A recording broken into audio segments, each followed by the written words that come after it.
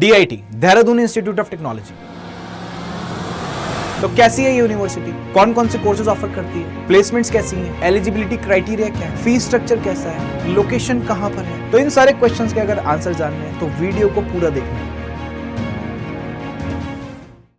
नमस्कार, सत श्री अकाल, आदाब। मैं हूं आपका होस्ट एंड दोस्त अमान सिद्दीकी। स्वागत करता हूं आपका एक और बेहतरीन से सेशन के अंदर। तो आज की इस वीडियो के अंदर हम कवर करने जा रहे हैं DIT Dehradun institute of technology. बहुत ही अच्छी यूनिवर्सिटी है, काफ़ी सारे कोर्सेज ऑफर करती है, बहुत डाइवर्सिफाइड कोर्सेज ऑफर करती है। तो आज की वीडियो के अंदर हम क्या क्या कवर करेंगे, हम कवर करेंगे कोर्सेज कौन कौन से ऑफर होते हैं, उनका फीस स्ट्रक्चर क्या है, उनका एलिजिबिलिटी क्राइटेरिया क्या है, कैंपस प्लेसमेंट क्या है और यूनिवर्सिटी की रैंकिंग कैसी है। ठीक है, तो सारी की सारी चीज़ें हम कॉम्प्रिहेंसिवली जानेंगे इस वीडियो के अंदर आज DIT के बारे में, देहरादून इंस्टीट्यूट ऑफ टेक्नोलॉजी। ठीक है, तो जैसे कि आप देख सकते हैं पीछे आपको कैंपस दिखाई दे रहा है। अगर मैं कैंपस की बात करता हूँ तो वो कैंपस काफी बड़ा कैंपस है। ठीक है, उसके अंदर कैफेटेरियाज है, इवन हॉस्टल फैसिलिटीज भी हैं। और आपको पता है कि उत्तराखंड के अंदर ठीक है लोकेटेड है देहरादून, तो वेदर वाइज भी बहुत सारी चीजें अच्छी यहाँ पे दिखाई देती हैं। ठीक है, तो आगे चलते हैं, हम बात करते हैं इस इंस्टीट्यूट के बारे में। ठीक है, तो अगर institute of technology, Dehradun institute of technology के बारे में बात करें तो इसको लगभग 25 साल से ज्यादा हो चुका है। ठीक है, 25 साल से ज्यादा हो चुका है। ठीक है, और लगभग 6,500 से ज्यादा स्टूडेंट्स यहाँ से पास आउट हो चुके हैं और काफी अच्छी अच्छी जगह प्लेस्ड हैं। ठीक है, फैकल्टीज की बात करें तो वही 250 से ज्यादा फैकल्टीज यहाँ पे दिखाई दे रही हैं। और स्कूल और कॉलेजेस जो इससे एफिलिएट करते हैं वो लगभग कितने हैं, 9 के अराउंड स्कूल और कॉलेजेस हैं जो इससे एफिलिएट करते हैं। यानी दिखाई दे रहा है काफी टाइम से यूनिवर्सिटीज ऑपरेट करती दिखाई दे रही है। ठीक है, अब आगे चलते हैं। आगे के बाद हम इसमें बात करते हैं कि अगर कोर्सेज की बात करी जाए तो यहाँ पे कौन कौन से कोर्सेज आपको देखने को मिलते हैं। अब देखो, जब भी कोर्सेज की बात होती है तो कोर्सेज को किस तरीके से हम डिवाइड कर सकते हैं। कुछ कोर्सेज होते हैं एकेडमिक, कुछ कोर्सेज होते हैं टेक्निकल। ठीक है, और कुछ कोर्सेज होते हैं प्रोफेशनल। जैसे अगर मैं बात करता हूँ चार्टर्ड अकाउंटेंसी की, मैं बात करता हूँ कंपनी सेक्रेटरी की। ठीक है, तो ये सारे प्रोफेशनल कोर्सेज में आ जाते हैं। ठीक है, मैं बात करता हूँ इंजीनियरिंग कोर्सेज की, बीटेक की, तो वो टेक्निकल कोर्सेज में आते हैं। अब जैसे हम BCom वगैरह के बारे में बात करें तो these are the academic courses. तो अगर मैं सेग्रीगेशन करूं तो टेक्निकल, एकेडमिक और प्रोफेशनल कोर्सेज इस तरीके से निकल के आते हैं। तो यहाँ पे हमें काफ़ी डाइवर्सिटी देखने को मिलती है। यहाँ पे टेक्निकल कोर्सेज भी हैं और एकेडमिक कोर्सेज, दोनों कोर्सेज यहाँ पे अवेलेबल है। अब देखो किस तरीके से अवेलेबल है, वो सारी की सारी बातें हम देखेंगे। तो देखिए, इंजीनियरिंग के लिए काफ़ी अच्छा कॉलेज है। यहाँ पे बीटेक सिविल इंजीनियरिंग के अंदर होता है, बीटेक इलेक्ट्रॉनिक्स के अंदर है। ठीक है, CS के अंदर, कंप्यूटर साइंस के अंदर काफ़ी सारी चीज़ें, इवन डेटा साइंस और एनालिटिक्स के ऊपर भी काफ़ी सारे कोर्सेज यहाँ पे अवेलेबल है। और सबसे अच्छी बात, आर्टिफिशियल इंटेलिजेंस और मशीन लर्निंग के ऊपर भी यहाँ पे काफ़ी सारे कोर्सेज अवेलेबल है। तो अगर साइंस वालों के लिए देखा जाए तो काफी अच्छे अच्छे यहाँ पे हमें कोर्सेज दिखाई देने को मिल रहे हैं। ठीक है, अच्छा, ऑटोमोबाइल इंजीनियरिंग भी यहाँ पे होती है, तो काफी सारे रोबोटिक्स एंड ऑटोमेशन इंजीनियरिंग भी यहाँ पे अवेलेबल है। अच्छा, BTech in robotics and artificial intelligence, bachelors of computers application, BSc in computer science, BSc honours in computer science with specialisation in data science. तो काफी सारे इस तरीके के हमें कोर्सेज यहाँ पे देखने को मिल रहे हैं। ठीक है सर, अब देखो एक कोर्स बहुत बहुत इंपॉर्टेंट जो आजकल ट्रेंड में भी चल रहा है, मैं उसके बारे में बताता हूँ। ठीक है, तो लोग थोड़ा सा डिफरेंट वे में डिफरेंट फील्ड्स में जाना स्टार्ट कर रहे हैं। जैसे फॉर एग्जांपल UX UI। ठीक है, ठीक है, UX होता है यूजर एक्सपीरियंस, UI होता है यूजर इंटरफेस। तो आजकल इसकी काफ़ी ज़्यादा डिमांड चल रही है। जो आपकी एप्स बनती हैं, जो आपकी वेबसाइट बनती हैं, तो उसको जो आप फ्रंट एंड देखते हैं, है ना, तो वो UX और UI के अंदर आता है। उसकी डिजाइनिंग वगैरह, लेआउट वगैरह इसके अंदर ही पूरा आता है। तो इस कोर्सेज की बहुत ज़्यादा डिमांड आजकल चल रही है। तो बैचलर्स इसके अंदर भी आप कर सकते हो, डिजाइनिंग के अंदर, UX UI के अंदर। अच्छा, विजुअल ग्राफिक्स और एनिमेशंस के अंदर भी यहाँ पे काफ़ी सारे कोर्सेज अवेलेबल हैं। तो ये देखने को मिल रहा है कि काफ़ी डाइवर्सिफाइड कोर्सेज यहाँ पे हमें देखने को मिल रहे हैं इस यूनिवर्सिटी के अंदर। अच्छा, अब आगे बात करते हैं एकेडमिक कोर्सेज की। चलो BA की बात कर लेते हैं।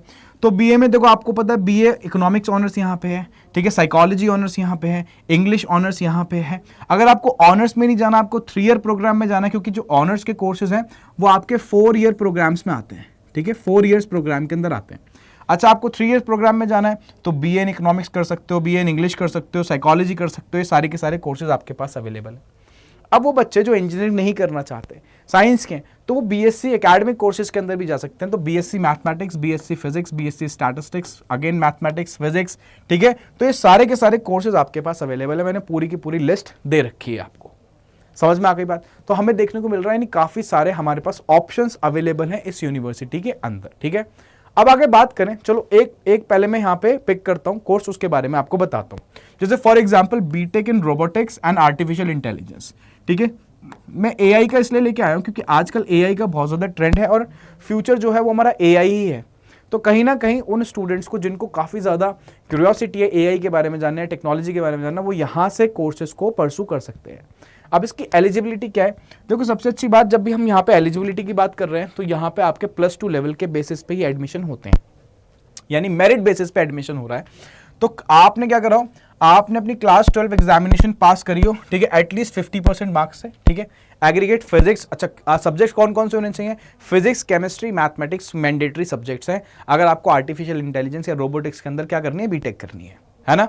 अच्छा, और यहाँ पे क्या लिखा है? Secured pass marks in PCM and should have proficiency in English language. तो ये सब कुछ आपके कुछ बेसिक क्राइटेरिया जो आपको फॉलो करने हैं।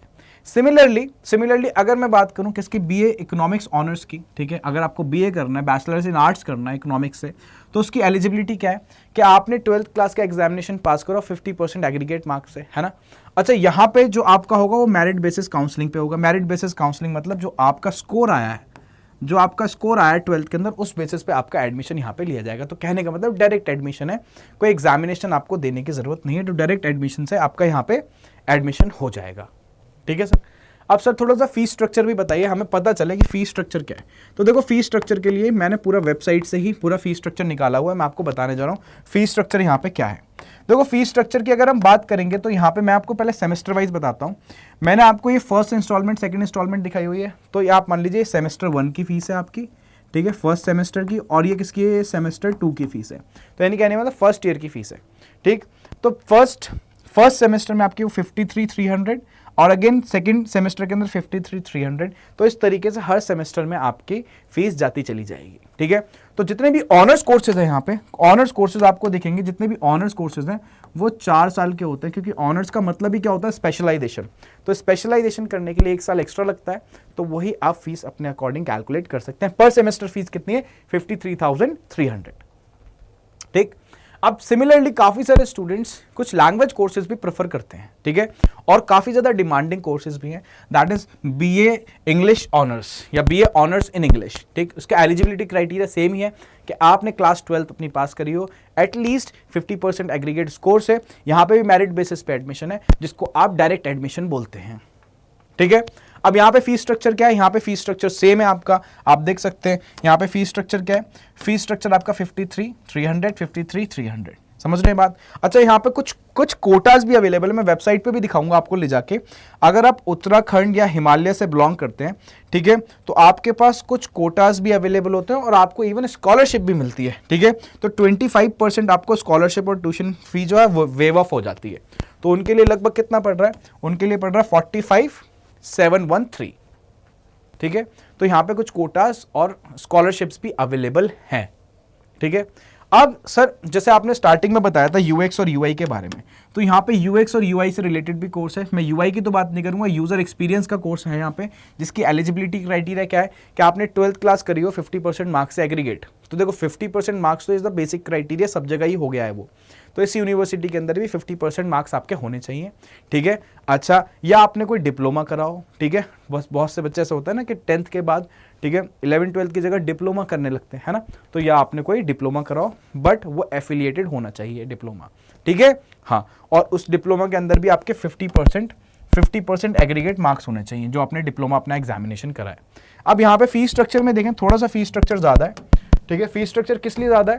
क्योंकि देखो थोड़ा सा ये कोर्स डिमांडिंग कोर्स है और न्यू कोर्स है ना, तो टेक्नोलॉजी रिलेटेड कोर्स है। तो यहाँ पे पर सेमेस्टर फीस आपकी वही 1 लाख के अराउंड, 1,11,000 के अराउंड, बल्कि 12,000 अगर अप्रॉक्स करूंगा तो 1,12,000 के अराउंड पर सेमेस्टर आपकी यहाँ पे फी दिखाई दे रही है। समझ रहे हैं बात को? तो इस तरीके से ये कोर्स चलता है, ठीक है। तो काफी अच्छा कोर्स है, ठीक। अब जरा बात करें सर प्लेसमेंट के बारे में बताइए। अब देखो पहले मैं हाईएस्ट प्लेसमेंट की बात करता हूँ, कुछ कंपनीज की बात करता हूँ जो यहाँ पे आती हैं, ठीक है। तो पहला जो हाईएस्ट पैकेज गया है वो 58 लाख पर एनम, एलपीए मतलब लैक्स पर एनम। तो 58 लाख्स पर एनम का यहाँ से पैकेज जा चुका है, जो कि काफ़ी अच्छा पैकेज है, बहुत अच्छा पैकेज माना जाता है, ठीक है। हाँ, बट ये कॉलेज इंजीनियरिंग कॉलेज है, ठीक है। तो ये जो प्लेसमेंट्स आपको दिखेंगी most of the engineering background के स्टूडेंट्स की ही दिखेंगी, ठीक है। उसके बाद अगर नेक्स्ट में आए, अच्छा उसके बाद नेक्स्ट अमेजोन ने प्लेसमेंट दिया है यहाँ पे।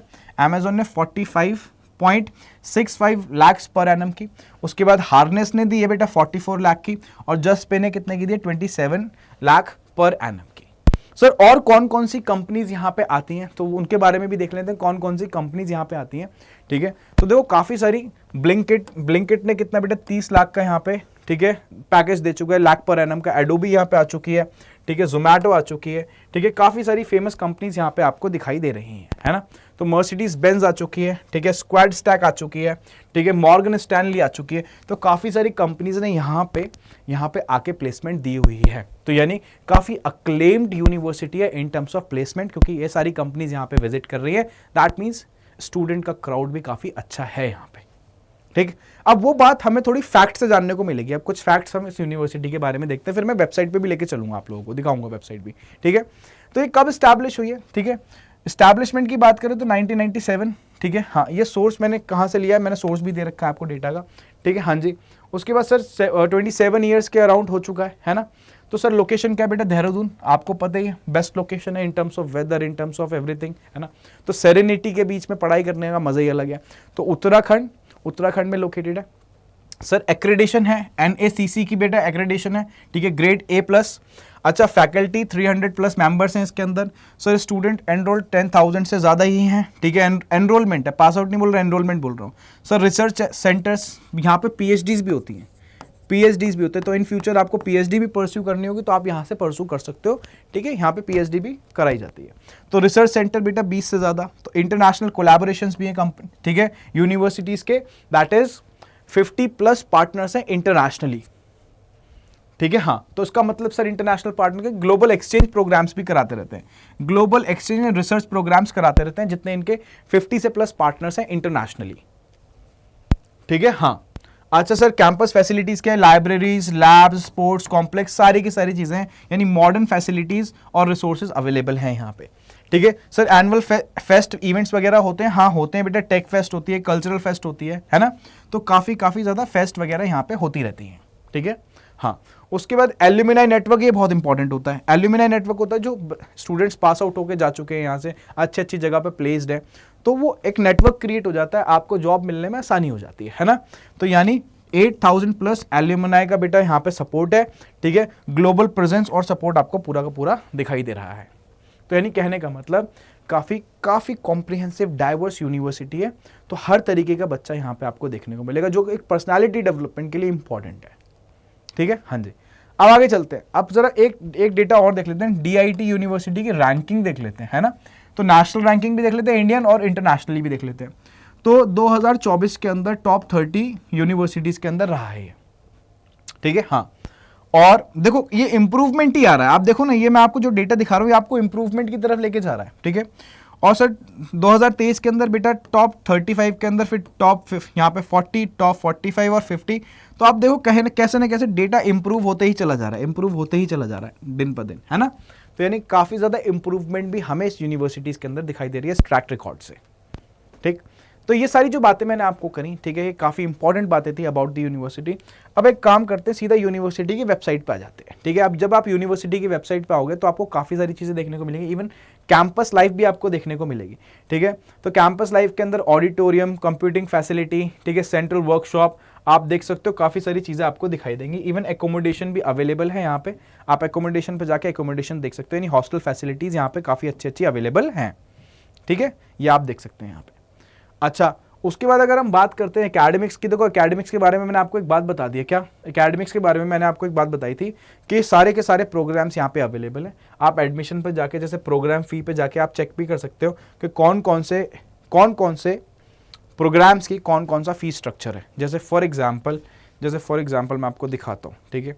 आपको सपोजिटली क्या करना है, आपको सपोजिटली एक लेते हैं हम, अच्छा, बैचलर्स ऑफ कंप्यूटर्स एप्लीकेशंस, ठीक है। आपको BCA करना है, आपको क्या करना है, BCA। बहुत सारे बच्चे BCA करना चाहते हैं, तो आप यहाँ पे जाइए आराम से, कोई प्रॉब्लम की बात नहीं है। इसको खोलिए तो आपको पूरा का पूरा स्ट्रक्चर पता चल जाएगा। देखो मैं आपको समझाता भी हूँ, इधर आओ, ठीक है। इवन डॉक्यूमेंट्स भी आप डाउनलोड कर सकते हो। तो BCA के लिए जो आपकी एलिजिबिलिटी क्राइटेरिया है, पहली बात तो मेरिट बेसिस पे है, ठीक है। काउंसलिंग और जो आपके 12th के अंदर मार्क्स आए हैं उसके बेसिस पे आपका यहाँ पे एडमिशन दिया जाएगा, ठीक है। हाँ जी, अच्छा, अब इसके अंदर आप देखो इधर कि एटलीस्ट आपके वही सेम बेसिक क्राइटेरिया जो मैंने आपको बताया था, 50% आपके एग्रीगेट होने चाहिए एटलीस्ट, ठीक है, आपके +2 के अंदर, ठीक है।